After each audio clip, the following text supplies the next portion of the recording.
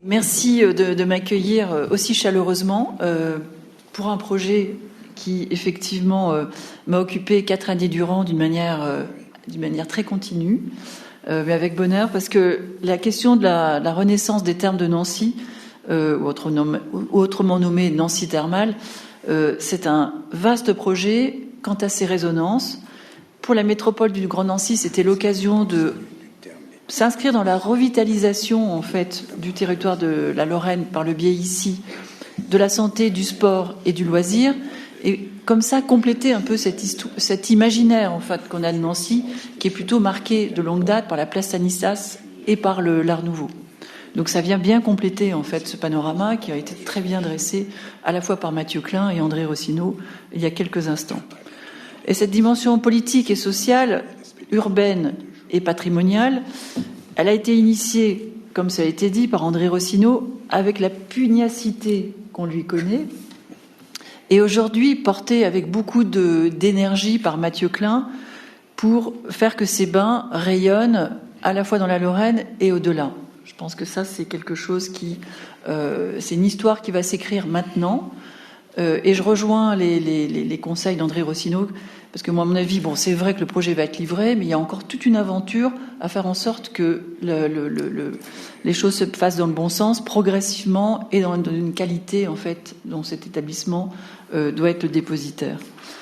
Donc la réalisation des thermes de Nancy, c'est une opération qui est vraiment très spécifique et qui compte également beaucoup dans mon travail, parce que j'ai l'habitude de développer dans des travaux que j'ai réalisés ou que je suis en cours de réaliser, d'affirmer la modernité à travers en fait des thèmes qui ne sont jamais réunis à chaque fois dans les projets, mais il y a toujours un des thèmes qui m'intéressent, c'est le patrimoine et la modernité, le rapport entre public et privé, et la ville et l'usage.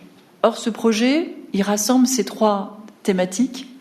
Le patrimoine, parce qu'on doit se reconsidérer un bâtiment patrimonial, non pas dans une vision nostalgique, mais à l'aune de cette modernité qui est de se dire comment aujourd'hui le rapport au corps, au sport et au loisir va nous permettre de revisiter cet ancien bâtiment pour le requalifier, le mettre en scène avec une expression qui sera contemporaine, qui assume en fait une évolution de notre société, des mécanismes de la société qui ont évolué et qui assume la modernité et cette idée d'aller vers de l'avant. L'autre point public-privé, c'est résolument un projet qui a été voulu par les instances publiques, qui va le remettre au public avec l'aide du privé. Et je dirais, pourquoi pas, et souvent c'est quelque chose, quand il y a un bon équilibre entre public et privé, ça donne de très grandes choses, ce projet va le démontrer. Le privé, en fait, il a été porté à la fois, c'est un groupement, en fait, qui a été désigné en 2018 pour réaliser ce projet. C'est à la fois donc quelqu'un qui va faire fonctionner les thermes, donc c'est Val Vital, qui est un grand thermaliste, et qui va faire fonctionner toutes les activités autour de l'eau. Il y a eu un constructeur, Bouygues Construction, qui est un fleuron de la construction des entreprises françaises. Et puis toute une équipe autour de moi, avec notamment l'agence Chaban, qui est un spécialiste en fait de tout ce qui a trait à la dimension aquatique. Et j'ai demandé très rapidement à Pierre-Antoine Gattier, qui est un architecte en chef des monuments historiques, de rejoindre mon équipe parce qu'il m'a semblé d'avoir un regard contemporain était indissociable d'un respect d'une vision patrimoniale. Donc c'est là où en fait l'équipe était au complet pour gérer cette question de patrimoine, dans cet équilibre pour arriver à mener à son terme ce bâtiment. Donc la question du public et privé a été menée d'une manière en fait équilibrée entre les intérêts publics et la question de pouvoir présenter une grande réactivité sur tous ces aspects. La ville et l'usage, en fait, c'est quelque chose que je traite, que ce soit dans des configurations, en fait, de bâtiments patrimoniaux ou de bâtiments contemporains. C'est quelque chose qui, à mon sens, est devant nous. C'est-à-dire quand on parle d'architecture, je pense que le nouveau paradigme, c'est la ville. C'est considérer qu'il faut installer dans le temps long la réflexion sur l'acte de construire. On ne peut plus considérer que l'architecture est confisquée par des questions économiques. Donc la question de le mettre dans le temps long, c'est considérer qu'on doit concevoir des bâtiments qui sont capables d'évoluer quant à leurs usages. Donc voilà. Donc à mon sens, ce projet, il se trouve à la croisée de tous ces thèmes. Et cette réalisation s'inscrit dans le droit fil de ce que je considère comme la réflexion d'une pensée moderne. Et j'analyse les nouvelles attentes et les mécanismes de notre société pour proposer une réponse autonome à chacun des projets et considérer qu'elle est unique, en fait, dans chacune de ces réponses. Donc, je vais vous présenter le projet quant à sa dimension autonome et unique. Alors, vous pouvez y aller. Voilà. Donc, une première constatation, c'est qu'on est le bâtiment est en centre-ville et qu'il côtoie un parc centenaire. Mais, en fait, jusqu'à présent, il était plus accolé que vraiment... donc, tout l'enjeu de ce projet est d'arriver à créer une jonction entre le bâtiment et la nature. Mais avant toute chose, et ça, j'y reviendrai, avant toute chose, ce projet pose la question de l'héritage. Quand on prend un bâtiment de cette nature, et je me considère comme un architecte moderne et qui se projette vers l'avenir, il y avait 3 possibilités. Donc, la première possibilité, c'est continuer les plans et l'architecture de Lanternier pour les dupliquer. Donc ça, c'était la première solution. Tout raser, tout recommencer, donc pour avoir une posture en fait constructive contradictoire. Et la troisième, c'était juxtaposer des écritures en retrouvant la composition originelle de Lanternier, mais en n'ayant pas peur d'avoir une écriture actuelle. Donc vous l'aurez compris, c'est la dernière solution qui m'a intéressée, que j'ai proposée dans le cadre du concours, qui a eu lieu en 2018. Et moi, il m'a semblé que cette proposition, elle était heureuse, à la fois parce qu'elle était pertinente et impertinente.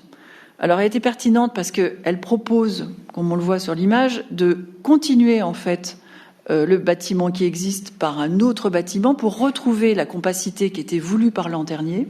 Donc, c'est le bâtiment sur l'image de droite qui est plus foncé, tout en gardant une certaine compacité, alors qu'on a considérablement augmenté les surfaces du projet, mais en préservant au maximum les surfaces non construites. Elle était impertinente simplement parce que je préserve la composition générale, mais je propose une écriture et des rythmes qui viennent en rupture avec l'écriture patrimoniale.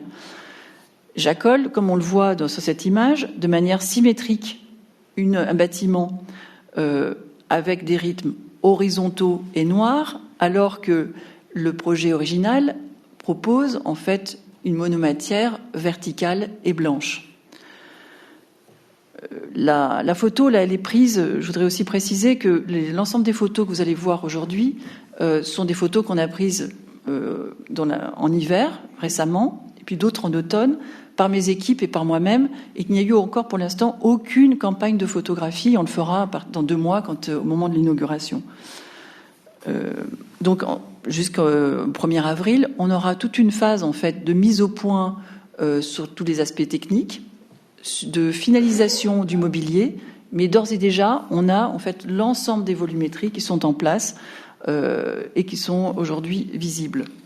Donc, dans la réflexion que j'avais de cette modernité que j'ai voulu transmettre, j'ai voulu justement mettre en scène la modernité de Lanternier, qui en son temps était une architecture qui disposait en fait d'une réflexion sur la représentation de ce qu'était un équipement en 1910 et comment en fait cette écriture je la mets en scène justement par une écriture qui délimite cette monomatière blanche par une monomatière noire. Donc ce document, c'est un document qu'on a très vite mis en place, qui s'appelle une élévation, et qui a été l'élément qui nous a permis d'échanger avec toutes les instances, que ce soit la DRAC, les ABF, toutes les instances patrimoniales, pour se trouver une sorte de consensus en fait sur cette logique de mise en scène d'un bâtiment patrimonial, tout en assumant une écriture contemporaine juxtaposée. Donc la question de juxtaposer deux écritures, c'est quelque chose qui n'est pas forcément facile d'entrée de jeu à comprendre. Comment, en fait, ça participe de quelle réflexion ? Jusqu'au début du XXe siècle, il était d'usage d'avoir tout un langage commun qui était partagé et qui faisait que le vocabulaire était une production en général cohérente, et on parlait de composition. Louis Lanternier avait choisi de choisir une écriture néoclassique qui se référait au bâtiment XVIIIe siècle de la place Stanislas notamment, et qui se référait également à l'écriture romaine des bains antiques. Donc on le voit à droite, on a des corniches, on a des pots à feu, on a des balustres galbés, on a des colonnes ioniques.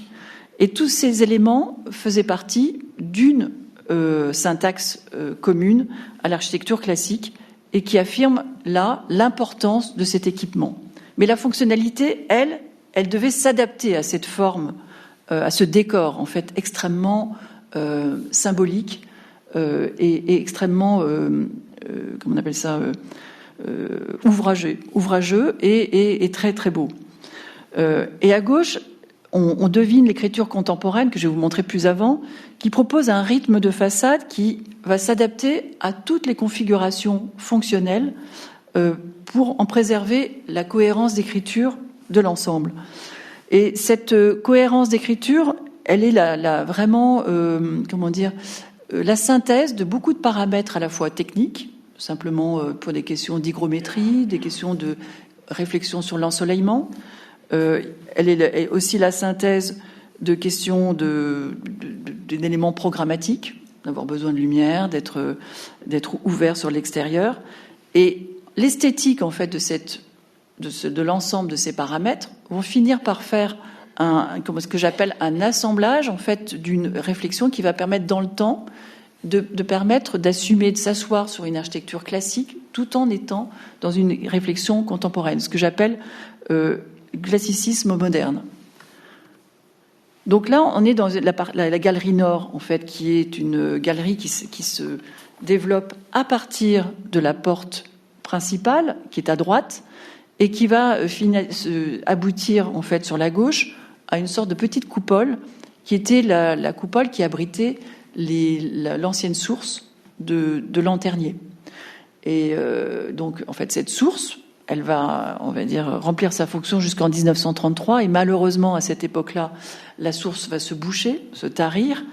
Et c'est à cette époque-là que la galerie nord va être fermée par l'adjonction de fenêtres, en fait, que Jean Prouvé va dessiner. Donc, à cette galerie vitrée, nous avons additionné, en fait, une terrasse extérieure qui va prolonger, en fait, l'usage de cette galerie intérieure.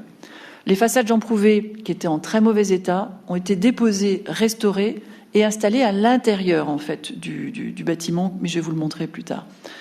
Donc, l'architecture patrimoniale et l'architecture contemporaine sont clairement dissociées. J'ai gardé, en fait, en mettant les menuiseries, comme on le voit, légèrement en retrait, toute la question de la profondeur donnée par les colonnades. Donc, ici, on est sur la photo de gauche, on voit les pots à feu qui ont été... il n'y en avait plus qu'un, en fait, de pots à feu. Donc, on les a tous remplacés en prenant exemple sur la copie qui était le seul vestige des pots à feu. On a restauré, en fait, la façade qui était en béton-pierre. Alors, le béton-pierre, ça correspond à une très courte période de l'architecture. Lanternier, qui n'avait pas les moyens apparemment de faire un bâtiment en pierre, a préféré faire recours au béton. Mais pour être cohérent avec cette syntaxe classique dont j'ai parlé, il a donc la dimension structurelle était faite par des agrégats porteurs de béton classique, et il y avait une fine couche, en fait, de béton auquel était mélangée de la pierre, en fait, qui donne cet aspect béton-pierre. Donc la restauration était extrêmement délicate parce qu'on n'a pas voulu donner un aspect lisse en se disant on va faire quelque chose de propre, de fini. On a gardé la dimension de béton qui est affleurante en fait dans la perception, mais on a simplement nettoyé, cassé les parties qui ne tenaient plus pour les remplacer. Donc ça c'est un travail d'expertise qui a été magnifiquement réalisé. Et puis on voit à droite en fait les verrières des ateliers Benoît qui ont été simplement restaurées et nettoyées. À l'intérieur, en fait, donc j'ai parlé du béton-pierre qui était dominant en fait dans l'architecture de Lanternier. J'ai juxtaposé du béton en fait qui on le voit dans le deuxième plan par rapport aux colonnades, qui étaient elles-mêmes souvent à restaurer parce qu'elles avaient été prises dans des transformations successives, dans des murs en parpaing qui ont partiellement abîmé en fait les corniches. Et donc là, dont on a restauré l'aspect, on a libéré donc l'ensemble de ces colonnades et ces corniches, et on a mis en deuxième plan ces murs en béton lasuré, ce qui permet de créer une sorte de consonance de matière. Et notamment sur toute la partie rez-de-chaussée. Là, on est dans le hall d'accès, on a cassé le plancher simplement pour dissocier les flux entre ce qu'on appelle les pieds secs, c'est-à-dire que les visiteurs qui voudront traverser de nord au sud les thermes pourront le faire, ou pour ceux qui vont profiter des bains, en fait, ils iront dans les vestiaires, et donc ça permet de dissocier les flux, d'avoir ainsi transformer la spatialité de ce lieu, mais ça a mis en même temps en scène le déplacement qui est un élément aussi, je pense, de cette façon de moderniser la lisibilité des différents flux de ce projet. Donc tout ce qui est adjonction, notamment à l'intérieur, soit en béton lasuré ou en bois, notamment pour tout ce qui est mobilier, escalier et banque d'accueil. Donc ça, c'est quelque chose qui est en train de se terminer. Donc là, on voit la disposition en fait de ces deux niveaux, avec les colonnades qui sont libérées et des bancs en fait qui sont, on devine à gauche, qui seront des lieux en fait où les gens pourront attendre en fait si ils souhaitent en attendant d'avoir tous les renseignements qu'ils veulent. Là, on se trouve dans le hall d'entrée. Donc on devine les menuisiers prouvés qui sont mis transversalement à la façade et qui permettent de scander toute la galerie nord. Donc là, il y a eu aussi un magnifique travail de restauration, de dépose et de repose des menuiseries prouvées, alors même que sur la façade, on le devine à droite, on a gardé un peu les mêmes dimensionnements, mais avec des menuiseries contemporaines qui permettent d'assurer l'isolation thermique, hygrométrique nécessaire. Donc, je l'ai dit, en fait, l'écriture contemporaine, c'est pour arriver à créer une sorte de cohérence à l'ensemble, de rythme calme, et qui vont permettre que, quels que soient les usages, parce que là, bon, par exemple, sur l'image de gauche, on a le hall d'entrée, en fait, depuis le Maréchal Juin, qui donneront accès au sport et à loisirs. Derrière, au rez-de-chaussée, qui de plein pied avec la rue Maréchal Juin, qui, de ce point de vue, est le premier étage, parce que là, vous avez en fait une caractéristique du site, c'est que vous avez un rez-de-chaussée qui correspond aux rues Sergent Blandan et un rez-de-chaussée bas qui correspond au parc Sainte-Marie. Donc, on a profité de cette disposition pour glisser sur le niveau qui correspond au bassin tout ce qui est vestiaire. Et dans la partie haute, on aura la possibilité de traverser le site à travers ce hall qu'on devine sur l'image de gauche. Donc la cohérence de l'écriture dans la rythmie générale, notamment sur la façade sud. Ici, on est sur la façade nord, c'est plutôt la dominante, la matérialité pierre qui domine, et qui viennent se juxtaposer avec les adjonctions. Donc réellement, la limite de l'un et l'autre viennent s'épouser l'un à l'autre sans venir en quoi que ce soit perturber le rythme et le rôle de chacun. Par exemple, ici, on se trouve face au parc Sainte-Marie. On devine le dôme en fait qui protégeait l'ancienne source de Lanternier. Une colonnade qui a été effectivement dégagée parce qu'elle a été largement abîmée après la Seconde Guerre mondiale, quand l'ORTF s'est installé dans une partie en fait des thermes. Et en fait, il y a eu un travail en fait un peu périlleux, où à un moment donné, on s'est demandé si les colonnades allaient tenir. Mais en fait, il y a eu ce travail extrêmement habile de l'entreprise qui a permis non seulement de les maintenir, de les consolider, et aujourd'hui, elles servent à articuler en fait les bassins extérieurs. Parce que vous voyez, le bâtiment noir en fait permettra d'avoir en rez-de-chaussée toutes les thermes dans des conditions de qualité, d'exposition, parce qu'on est là dans la façade sud, qui sont elles-mêmes protégées par des brise-soleil qui vont entrer en résonance dans leur profondeur avec les colonnades, parce que tout l'enjeu était de trouver des consonances et dissonances. C'est-à-dire les consonances et trouver cette profondeur qui caractérisait cette belle architecture de Lanternier. Dissonance, vous l'avez compris, par la matérialité, par le rythme, mais en même temps, donc les brise-soleil qu'on devine dans les encadrements noirs sont le gage en fait d'avoir la possibilité de protéger des apports de soleil de trop importants, en même temps de créer en fait la lisibilité de cette profondeur et que la lumière vienne rebondir sur ces brise-soleil. Et voilà. Et les colonnades en fait qu'on voit à droite permettront de délimiter les bassins extérieurs vis-à-vis du parc Sainte-Marie. Donc chaque chose va trouver sa place, son ordonnancement, son rôle dans cette nouvelle activité pluridisciplinaire autour de l'eau. Donc là, on voit une vue un peu rasante sur le bâtiment et sur la profondeur dont je parlais, avec ces brise-soleil qui ondulent et qui est une expression, on va dire, un peu baroque de cette volonté de créer une diffraction de la lumière et en même temps de protéger l'intimité des différentes activités qui vont se dérouler. On le voit, en fait, c'est à la fois une élévation et une coupe. Donc, en fait, l'élévation, on voit la façade au sud. On a une grande terrasse, en fait, qui viendra prolonger les parties wellness, bien-être, qui auront comme ça une possibilité aux thermalistes ou aux curistes de venir se reposer au soleil, donc au niveau du rez-de-chaussée. Dans les étages supérieurs, on aura, selon qu'on se trouve du côté de Sergent-Blandan ou du côté du parc Sainte-Marie, la possibilité d'avoir une résidence pour les gens qui viennent faire des cures, ou du côté de Sainte-Marie, différents services autour du bien-être, spa, massage et autres activités liées aux soins qu'on pourra apporter au corps. Mais dans chacun des cas, il m'a semblé important d'avoir cette attention à la fois à la question des arrivées de lumière, mais aussi à la possibilité d'intimiser les activités. D'où ces brises-soleil ondulées, perforées, qui permettent d'avoir cette attention.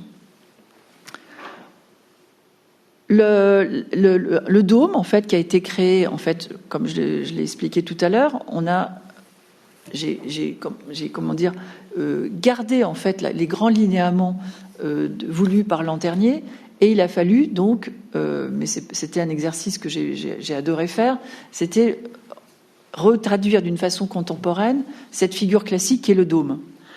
Donc initialement, ce dôme, il était conçu en béton. D'une manière, d'ailleurs, les dômes de Lanternier ont tous les trois été conçus en béton, même dans la vêture extérieure.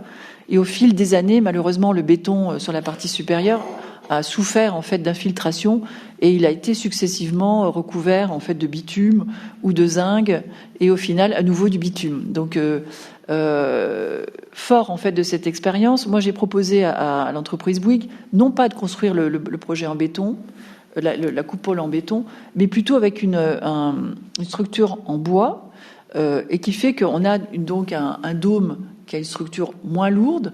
Et ce qui m'a permis, dans cet équilibre à la fois de poids de la structure, m'a permis d'avoir aussi une attention sur la qualité de la lumière. C'est-à-dire que dans un équilibre économique, parce qu'on a dit qu'en fait qu'il y avait des dépenses importantes sur ces termes, en fait non, il y avait un équilibre extrêmement serré, je tiens à le dire, et toute l'astuce du projet était de trouver à chaque fois des solutions architecturales et constructives qui fassent qu'on reste dans une équation économique raisonnable.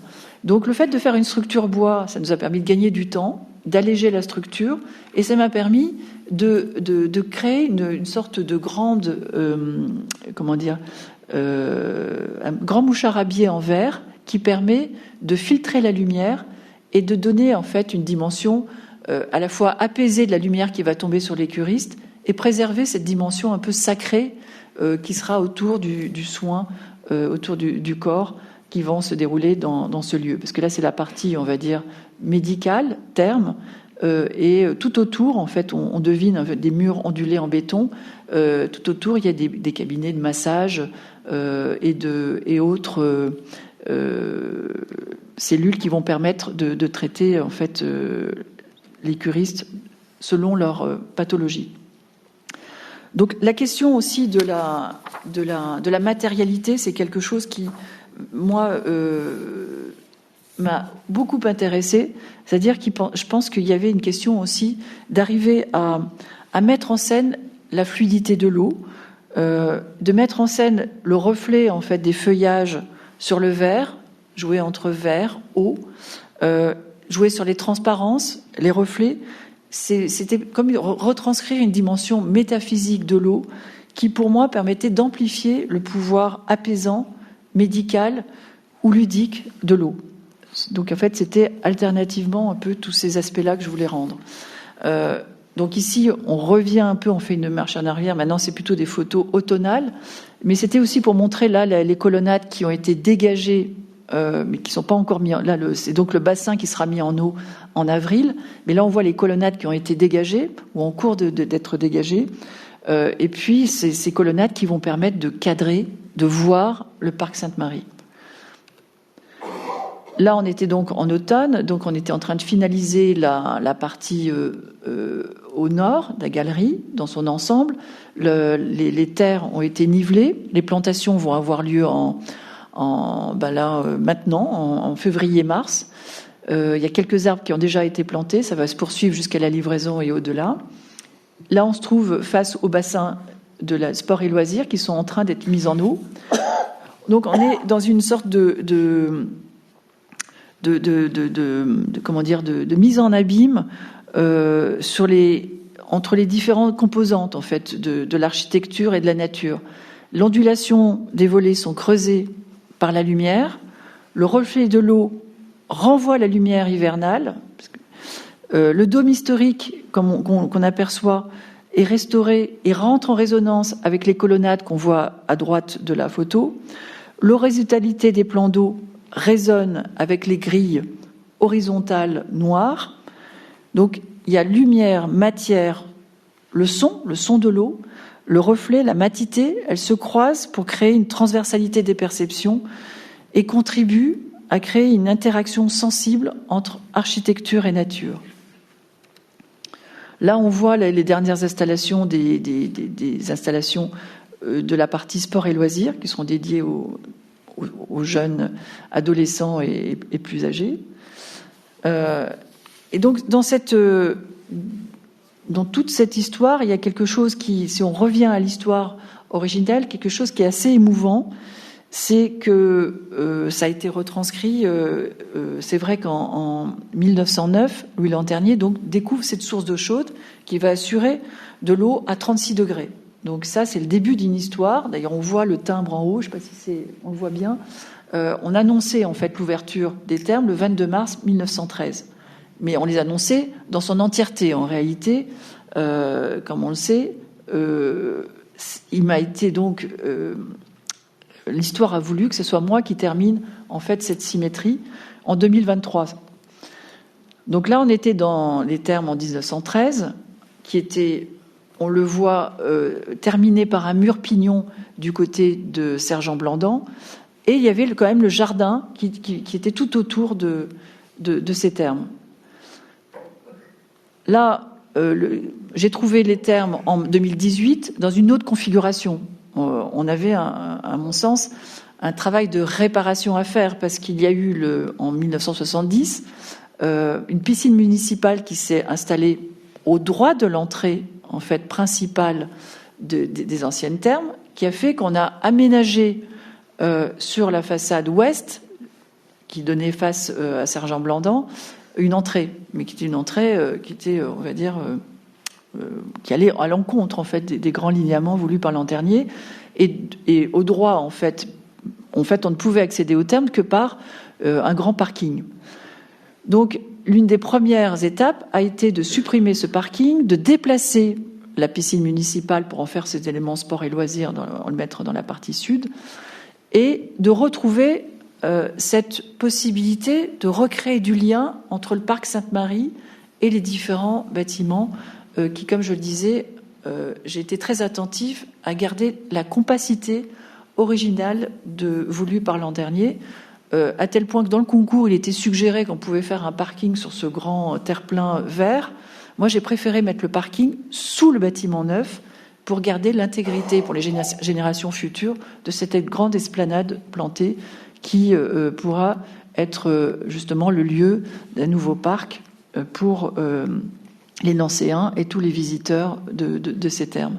Ici, on voit donc la partie bien-être, donc qui seront installés dans la partie patrimoniale.